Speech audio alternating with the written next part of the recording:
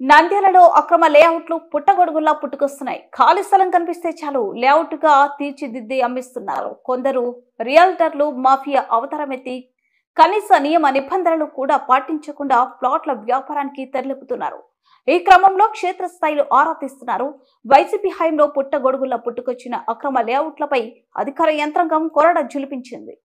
నాలా కన్వర్షన్ చేయకుండా, డూడా అనుమతులు తీసుకోకుండా, కనీస ప్రమాణాలు పాటించకుండా లేఅవుట్లు వేసి ప్రభుత్వ ఖజానాకు భారీగా గండి కొట్టడమే కాకుండా ప్రజలను కూడా మోసం చేశారు. వీటిపై వైసీపీ ప్రభుత్వం కనీస దృష్టి పెట్టిన పాపాన పోలేదు. అయితే తెలుగుదేశం పార్టీ అధికారంలోకి రాగానే అక్రమ లేఅవుట్లపై దృష్టి పెట్టింది. వాటి గుట్టు విప్పేందుకు ప్రత్యేక కమిటీ వేసి విచారణ పూర్తయ్యాక ఇప్పుడు తదుపరి చర్యలకు పూనుకుంది. అక్రమ లేఅవుట్ల వివరాలు ప్రకటనల ద్వారా బహిర్గతం చేస్తుంది. ఈ లేఅవుట్లలో ప్లాట్లు కొనుగోలు చేస్తే భవిష్యత్తులో ఎదురయ్యే ఇబ్బందులను తెలియజేస్తుంది. ఎవరు ఇక్కడ కొనుగోలు చేయొద్దంటూ హెచ్చరిక చేస్తుంది.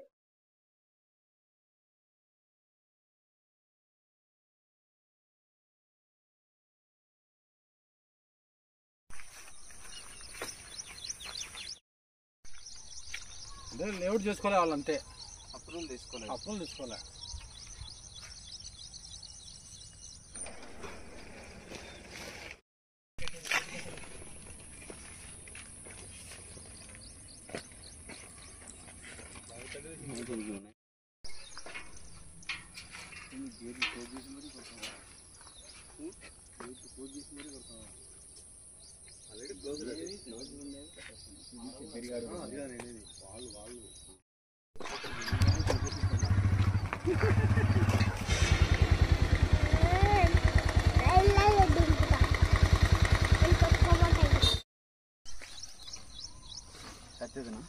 నీకు ఇచ్చినాయి ఇదేనండి నా దగ్గర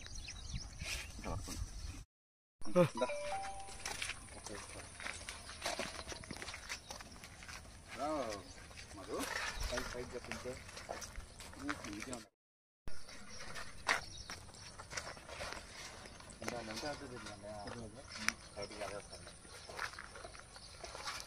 లేఅవుట్ పర్మిషన్ లేదు.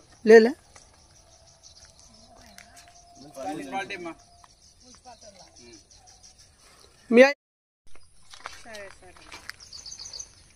ప్రముఖ స్వాతంత్ర సమర యోధుడు టంగుటూరి ప్రకాశం పంతులు 153వ జయంతి సందర్భంగా మున్సిపాలిటీ కార్యాలయంలో విగ్రహానికి కమిషనర్ నిరంజన్ రెడ్డి సిబ్బంది పూలమాలలు వేసి ఘనంగా జయంతి వేడుకలు నిర్వహించారు. ఈ సందర్భంగా వారు మాట్లాడుతూ సాయుధ పరకాలకు గుండెలు చూపిస్తూ ధైర్యం ఉంటే కాల్చుకోండి అని సింహంలా గర్జించి ఆంధ్ర కేసరిగా సుప్రసిద్ధులైన ప్రకాశం పంతులు జీవితం స్ఫూర్తిదాయకమన్నారు. నిరుపేద కుటుంబంలో పుట్టి పెరిగిన ప్రకాశం పంతులు ఎంతో కష్టపడి బారిస్టర్ చదివి స్వాతంత్ర ఉద్యమంలో ప్రముఖ పాత్ర పోషించారని తెలిపారు.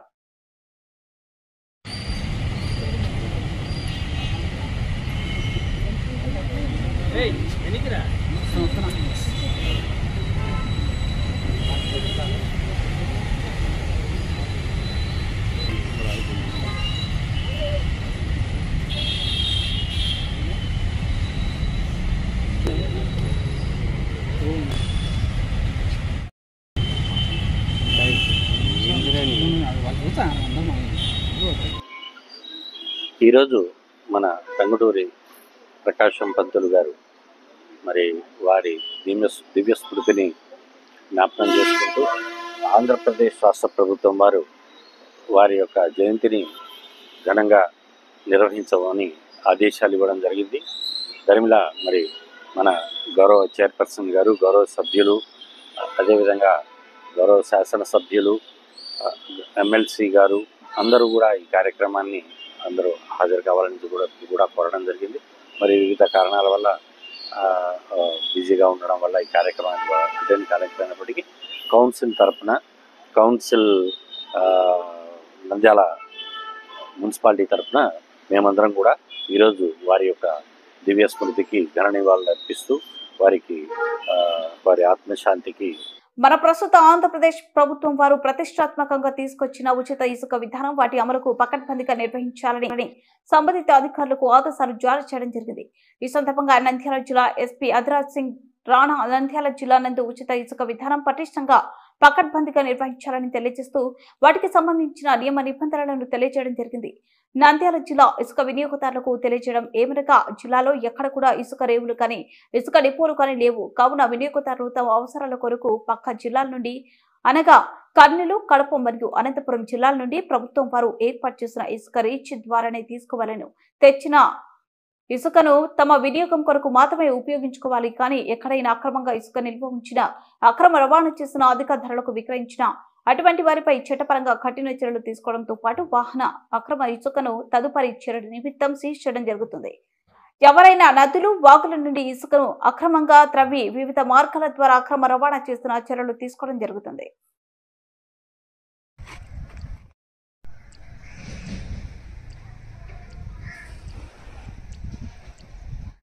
రాత్రిపూట వెళ్తారు అట్లా మొత్తం ఒకళ్ళదే కదా.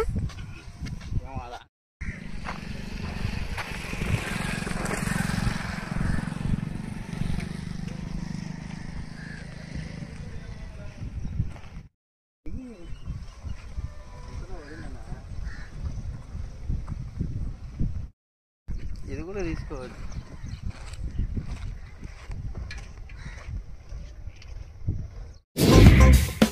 మండలం టంగుటూరు గ్రామంలో నిర్వహించిన గ్రామ సభకు విచ్చేసిన రాష్ట్ర రోడ్లు మరియు భవన నిర్మాణ శాఖ మంత్రి బీసీ జనార్దన్ రెడ్డికి స్వాగతం పలికిన టంగుటూరు టీడీపీ నాయకులు రంగస్వామి రెడ్డి, ప్రవీణ్ రెడ్డి ముందుగా టంగుటూరు ప్రకాశం పంతులు మరియు మహాత్మా గాంధీ చిత్రపటాలకు పూలమాలలు వేసి నివాళులర్పించిన మంత్రి బీసీ జనార్దన్ అనంతరం ఏర్పాటు చేసిన గ్రామ సభలో మంత్రి బీసీ జనార్దన్ రెడ్డి గ్రామ సభలో తీర్మానించిన గ్రామీణ ఉపాధి హామీ పథకంలో పలు అంశాలకు ఆమోదం తెలిపారు. ఎన్డీఏ ప్రభుత్వం గ్రామ సభల ద్వారా పంచాయతీరాజ్ వ్యవస్థను బలోపేతం చేయాలని ఉద్దేశంతో ప్రతిష్టాత్మకంగా గ్రామ సభలు నిర్వహించామని తెలిపారు. గత ప్రభుత్వంలో గ్రామాలను, గ్రామ పంచాయతీలను నిర్వీర్యం చేశారని విమర్శించారు. అలాగే టంగుటూరు గ్రామంలో ప్రజల కోరిక మేరకు త్వరలోనే రోడ్ల పనులను చేపడతామని మంత్రి బీసీ జనార్దన్ రెడ్డి హామీ ఇచ్చారు. ఈ కార్యక్రమంలో అధికారులు, గ్రామ ప్రజలు, జనసేన నాయకులు పాల్గొన్నారు.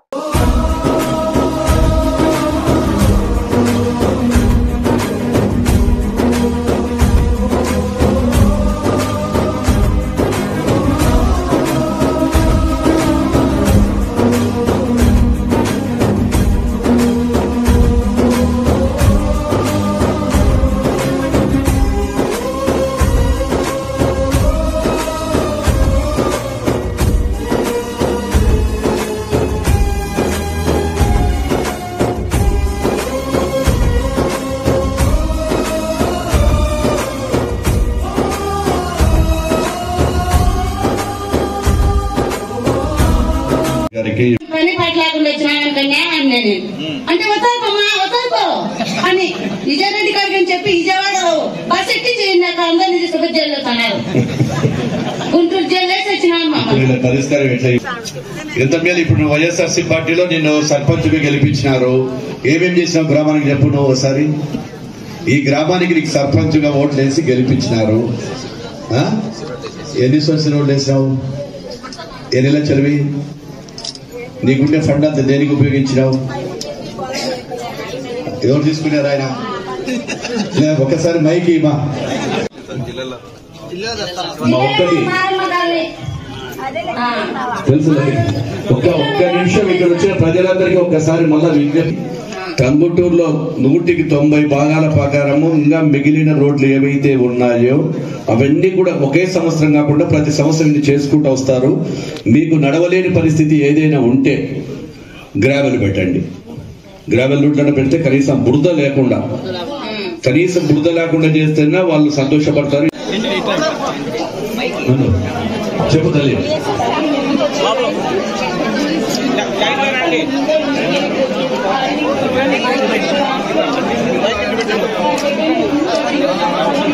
ఖచ్చితంగా కూడా ఈ హౌసింగ్ వాళ్ళు ఎవరైనా వచ్చారా? ఆవిడకి ఇల్లు లేదు. ఫస్ట్ పీరియడ్ ఇల్లు శాంక్షన్ చేసినప్పుడు ఆవిడ మీరు ఒక అర్జీ కూడా తల్లి నువ్వు 7 వరకు ఖచ్చితంగా చేస్తాను.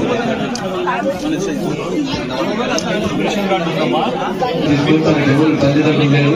నువ్వు బాధ్యత తీసుకొని ఇచ్చి మళ్ళీ నాకు ఫోన్ చెప్పాలి. ఓకేనా?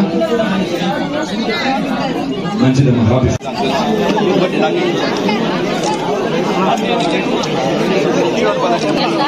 ఫోన్ నంబర్ లేదా? ఫోన్ లేదా నీకు? నంబర్ రాస్తావా? ఫోన్ నంబర్ నాకు ఇచ్చేసి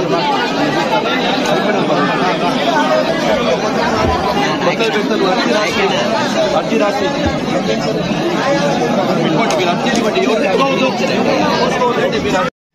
దేశ చరిత్రలోనే మొట్టమొదటిసారిగా ఈ యొక్క ఉపాధి హామీ పథకాలకు సంబంధించినటువంటి గ్రామ సభలు పెట్టి గ్రామంలో ఉండేటువంటి ప్రజల ద్వారా ప్రజల వద్దకే పరిపాలన అనేటువంటి జన్మభూమి అనేటువంటి కార్యక్రమాలు ఎన్నో వినూతంగా చేపట్టినప్పటికీ ఈరోజు ప్రజల ద్వారానే ఈ గ్రామ సమస్యలన్నీ కూడా తెలుసుకొని ఈ యొక్క కార్యక్రమాన్ని నిర్వహించాలని చెప్పినటువంటి ఆదేశాలు గౌరవ ముఖ్యమంత్రి గారు శ్రీ నారా చంద్రబాబు నాయుడు గారు, అదేవిధంగా గౌరవ ఉప ముఖ్యమంత్రి గారు వినూతమైనటువంటి ఆలోచనతో శ్రీ పవన్ కళ్యాణ్ గారు కూడా తను చేపట్టినటువంటి పంచాయతీ రాజు వ్యవస్థనే ఈరోజు రాష్ట్రంలోనే కాకుండా దేశంలో ఒక అగ్రగామిగా పెట్టాలి. ఈ ఉపాధి హామీ పథకము పంచాయతీ రాజ్ వ్యవస్థను ప్రజల్లోకి తీసుకెళ్లాలి అనే ఉద్దేశంతో మొదలుపెట్టినటువంటి ఈ కార్యక్రమానికి నంద్యాల పట్టణంలో ప్రధాన రహదారు పాదచారులు వాహన చోదకులు తిప్పళ్లపై మూగ జీవాల సంచారం అధికంగా ఉండటంతో ప్రజలతో పాటు వాహనదారులకు ఇక్కట్లు తప్పడం లేదు. యాజమాన్లు వాటిని ఇష్టారాజ్యంగా రోడ్లపైకి వదిలేస్తుండటంతో తరచు ట్రాఫిక్ సమస్య తలెత్తుతుంది. అవి రహదారిపై అడ్డదిడ్డంగా తిరుగుతుండటంతో ద్విచక్ర వాహనదారులు ప్రమాదాలకు గురవుతున్నారు. వీటి కారణంగా ద్విచక్ర వాహనంపై నుంచి కింద పడి గాయాల పాలయ్యారు. ఇటీవల వాహనం ఢీకొని ఓ ఆవు లేవలేని స్థితికి చేరుకుంది. పశువులను రహదారులపైకి రాకుండా నియంత్రించాల్సిన మున్సిపల్ సిబ్బంది తమకేమీ పట్టనట్లు వ్యవహరిస్తున్నారు. వాటిని రహదారులపైకి రాకుండా చూడాలని ప్రజలతో పాటు వాహన చోదకులు కోరుతున్నారు. ఈ విషయమై మున్సిపల్ కమిషనర్ నిరంజన్ రెడ్డిని వివరణ కోరగా యాజమాన్యాలను గుర్తించి నోటీసులు ఇస్తామన్నారు. రహదారులపైకి రాకుండా అవసరమైతే పోలీసుల సహాయం కోరుతున్నామని తెలిపారు.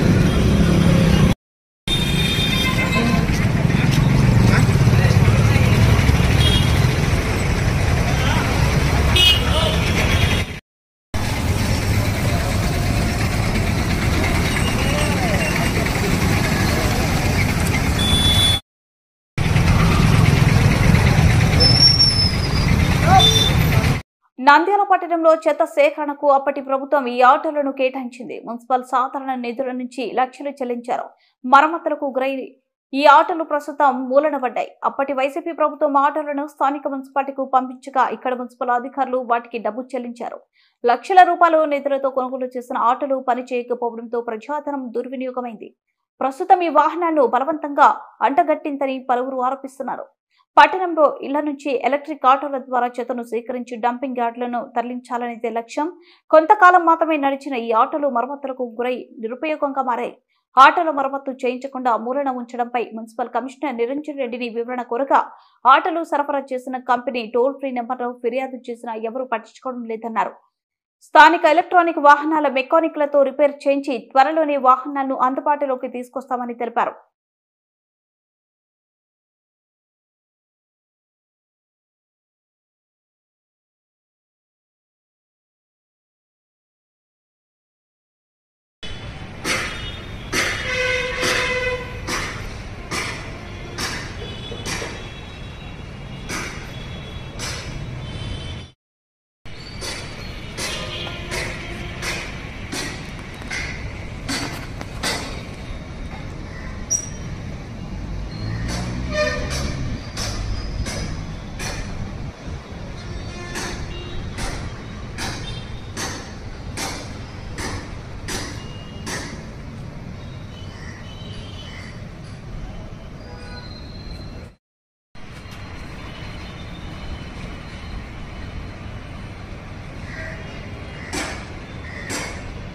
ప్రభుత్వ ఆసుపత్రిలో సమస్యలతో నానా అవస్థలు పడుతున్న రోగులు. ఈ హాస్పిటల్ పల్లెటూరులో, గ్రామాలలో, అడవిలో లేదు. సాక్షాత్తు నంద్యాల నడిబొడ్డులో ఉన్న జిల్లా ప్రభుత్వ ఆసుపత్రి ఇదేనండి. వివరాలకు వెళ్తే నంద్యాల ప్రభుత్వ ఆసుపత్రిలో సమస్యల వలయంలో రోగులు నానా అవస్థలు పడుతున్నారు. ఆరోగ్యశ్రీ వార్డులో బాత్రూమ్ కి కనీస తలుపులు లేకపోవడంతో బాత్రూమ్ కి వెళ్లి రోగులు నానా అవస్థలు పడుతున్నారు. ఒకరు లోపలికి వెళ్తే మరొకరు బయట నిల్చోవాల్సిన పరిస్థితి. తలుపులు లేకపోవడంతో దుర్వాసన వార్డులోకి రావడంతో రోగులు అవస్థలు పడుతున్నారు. అదేవిధంగా ఎక్స్రే మాత్రమే ఎక్స్రే కోసం వచ్చిన వారు పడిగాపు కాస్తున్నారు. ఆసుపత్రిలో 3-4 ఎక్స్రేలు ఉండగా 3 చెడిపోవడంతో ఒకటే పని చేయడంతో రోగులు నానా అవస్థలు పడుతున్నారు. హాస్పిటల్ అధికారులు మాత్రం చూసి చూడనట్టు వ్యవహరిస్తున్నారు. అధికారులు తనిఖీలు వచ్చినప్పుడు మాత్రం ఆర్భాటంగా చూపిస్తారు అంతే. అదేవిధంగా హాస్పిటల్లో తాగడానికి నీళ్లు లేక ఇబ్బందులు పడుతున్నారు. హాస్పిటల్లో దాతల సహకారంతో ఏర్పాటు చేసిన వాటర్ ప్లాంట్ చెడిపోవడంతో పట్టించుకొని సూపరింటెండెంట్. అదేవిధంగా ఓపీ విభాగంలో తాగడానికి కనీసం త్రాగునీరు లేకపోవడంతో రోగుల అవస్థలు. అధికారి మాత్రం వాటర్ ప్లాంట్ ఉంది కదా గొప్పలు చెప్తాడు, కానీ అది దాతల సహకారంతో ఇచ్చిన వాటర్ ప్లాంట్ ఒకటే పనిచేస్తుంది.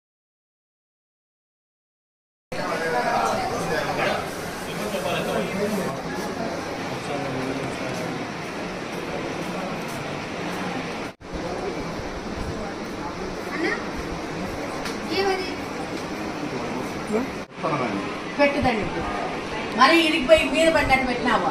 అది సైడ్ పెట్టించున్నాం కదా మేము. పడిపోతుంది అది అంటే దానికి చెప్పినారులే, దాని బిల్డింగ్ వాళ్ళకి చెప్పినారా ఇంజనీర్ కే. ఎన్ని రోజులు ప్రాబ్లం ఒకటి ఇది పర్మిషన్ తీసుకుంటున్నాం. లేడీస్ జెంట్స్ మొత్తం ఒకటే టాయిలెట్ లేవు. వాళ్ళ దూరం పడిపోతుంది. ఇబ్బంది కదా, ఇబ్బంది ఉంది. లోపల పోయేది కూడా మాకు అర్థం కాదు. ఎవరంటే అటాపే పోతారు. లేడీస్ ఉంటారో జెంట్స్ ఉంటారో మాకు తెలియదు. మేము మాత్రం చాలా ఇబ్బంది. ఈరోజు ఇక్కడ ఉన్న సమస్యలు అడవిలో నివసించే ప్రజలవి కాదు, అదేవిధంగా గ్రామాల్లో నివసించే ప్రజలవి కాదు. నంద్యాల నడిఒడ్డులో ఉన్నటువంటి నంద్యాల ప్రభుత్వ హాస్పిటల్లో ఈరోజు సమస్యలతో నెలకొన్నటువంటి హాస్పిటల్. ఈ హాస్పిటల్లో చేసే ఆరోగ్యశ్రీ పైన ఆరోగ్యశ్రీ వార్డులో ఉన్నటువంటి సమస్యలు ఏమాత్రం ఉన్నాయో చర్చించారో లేదో అది తెలియదు.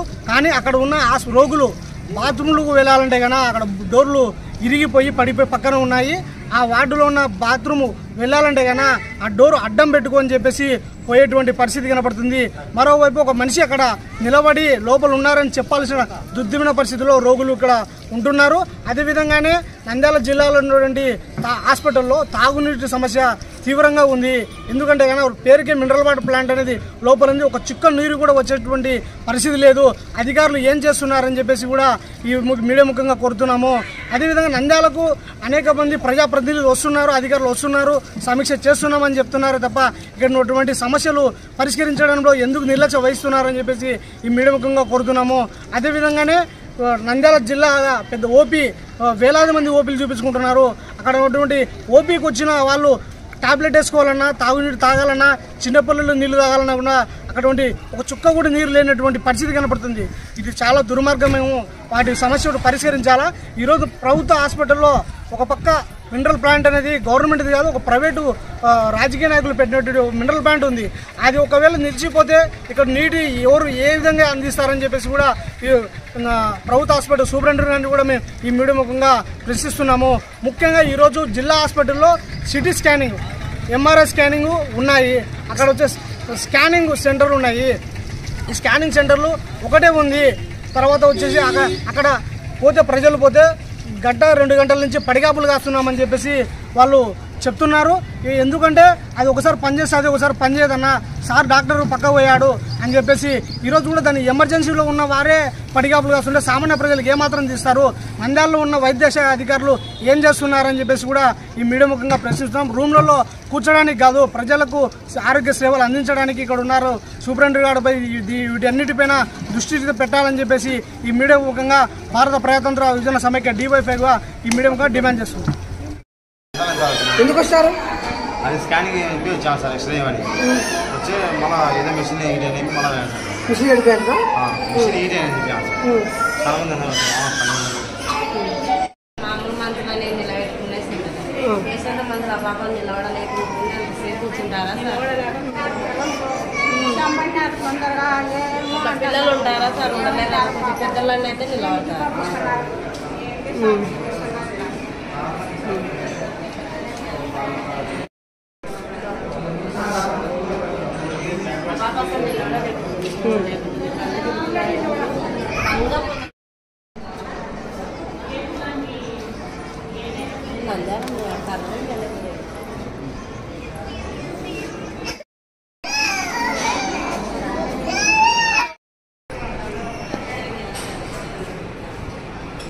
ప్రైవేటు పాఠశాలలో విద్యాశాఖ నిబంధనలను పాటించకపోతే కఠిన చర్యలు తప్పవని ప్రైవేట్ పాఠశాల యాజమాన్యానికి హెచ్చరికలు జారీ చేసిన విద్యాశాఖ అధికారి బ్రహ్మం నాయక్.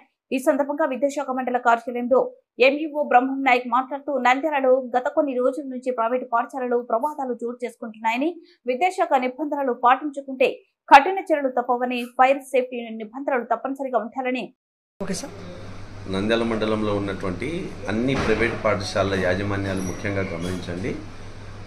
మనకు పాఠశాలలకు ప్రభుత్వ పరంగా మీరు రికగ్నిషన్ తీసుకుని పర్మిషన్ తీసుకుని నడుపుకుంటున్నారు. అందులో ఎలాంటి అభ్యంతరాలు లేవు. కానీ పాఠశాలను సక్రమంగా నిర్వహించాల్సినటువంటి బాధ్యత ప్రతి పాఠశాల యాజమాన్యం పైన ఉంది. మీరు దయచేసి అర్థం చేసుకోండి. ఈ మధ్యకాలంలో మనకు జరిగినటువంటి సంఘటనలను దృష్టిలో పెట్టుకుంటే ఈ పాఠశాలలో ఒక చోట పైకప్పు పడడము, ఇంకో చోట షార్ట్ సర్క్యూట్ రావడము, ఇంకో చోట హాస్టల్లో పిల్లలు ఇబ్బంది పడి అక్కడ మెడికల్ ట్రీట్మెంట్ చేయడము, ఇలాంటి సంఘటనలన్నీ కూడా మనకు కనపడుతున్నాయి. కాబట్టి దయచేసి మీరు అర్థం చేసుకోండి. ప్రతి పాఠశాలను నిబంధనలకు సక్రమంగా మీరు నిబంధనలను పాటిస్తూ జీవో నంబర్ 1 ప్రకారము మీరు ఏ పాఠశాలలో కూడా రికార్డులు అయితేనేమి, తర్వాత ఫిజికల్గా సౌండ్నెస్ అయితేనేమి, ఫైర్ అయితేనేమి, ఇవన్నీ కూడా జాగ్రత్తగా పెట్టుకోవాల్సినటువంటి బాధ్యత మీ అందరిపైన ఉంది. 6 మీటర్లు రైజ్ అయినప్పుడు ఖచ్చితంగా మీరు ఫైర్ అనేది కూడా రెన్యువల్ చేసుకోవాల్సినటువంటి బాధ్యత ఉంది. ఏదో మనం ఫైర్ పెట్టుకున్నాం కదా, ఎలిజిబిలిటీ ఉంది కదా, దీని అధికారులు చూస్తారు కదా కాదు, ఖచ్చితంగా సర్టిఫికెట్లో రెన్యువల్ అనేది కంపల్సరీగా మీరు చేసుకోవాల్సినటువంటి బాధ్యత ప్రతి ఒక్కరిపైన ఉంది. తర్వాత మీరు రికగ్నిషన్ తీసుకున్నప్పుడు 5 సంవత్సరాలు 6 సంవత్సరాలు అయి ఉంటుంది. అప్పటికి సౌండ్నెస్ కూడా మళ్ళీ మీరు రెన్యువల్ చేసుకోవాలా. అంటే బిల్డింగ్ అనేది మీరు పిల్లలు తరగతి గదిలో కూర్చునే సమయానికి ఆ పాఠశాల అనేది భౌతికంగా బాగా ఉండాలి, దృఢంగా ఉండాలి. పాఠశాల గోడలు కానీ, తరగతి గదులు కానీ, పైకప్పు కానీ ఇవన్నీ కూడా బాగా ఉండాలి, స్ట్రాంగ్గా ఉండాలి. ఎలాంటి పరిస్థితుల్లో కూడా అవి పడిపోయే విధంగా ఉంటే మాత్రము ఖచ్చితంగా ఆ పాఠశాలల పైన కఠినమైనటువంటి చర్యలు తీసుకోవడం జరుగుతుంది. ఈ నిబంధనలు ఖచ్చితంగా పాటించండి. తర్వాత రికార్డ్స్ కూడా అప్పటికప్పుడు మీరు అప్డేట్ చేసుకుంటూ ఉండాలి. ఎటువంటి పరిస్థితుల్లో కూడా నిర్లక్ష్యం వహించకూడదు. మీరు ఎవరే కానీ ఇవన్నీ కూడా నిబంధనలు పట్టించుకోకుండా మీ దారిలో మీరుంటే తర్వాత పిల్లలను స్కూల్ వదిలిన తర్వాత కూడా ఆటోలలో కిక్కిరిసి ఎక్కించి పంపిస్తున్నారు. అది చాలా తప్పు. ఆ పిల్లవాళ్ళు ఆ బ్యాగులన్నీ కూడా సైడ్కు వేలాడదీసి ఉంటారు, లోపల పిల్లలు ఒకరిపైన ఒకరు కూర్చోయింటారు. ఇవన్నీ కూడా మీరు చూసుకోవాలా. లేకపోతే మాత్రం ఆ పాఠశాల యాజమాన్యం పైన చర్యలు తీసుకోవడం జరుగుతుంది. మీరు దయచేసి అర్థం చేసుకోండి. మీరు ఎటువంటి పరిస్థితుల్లో కూడా ఈ నిబంధనలన్నీ పాటిస్తూ మీ పాఠశాలలు సక్రమంగా జరుపుకోవాలని చెప్పి కోరుకుంటున్నాను.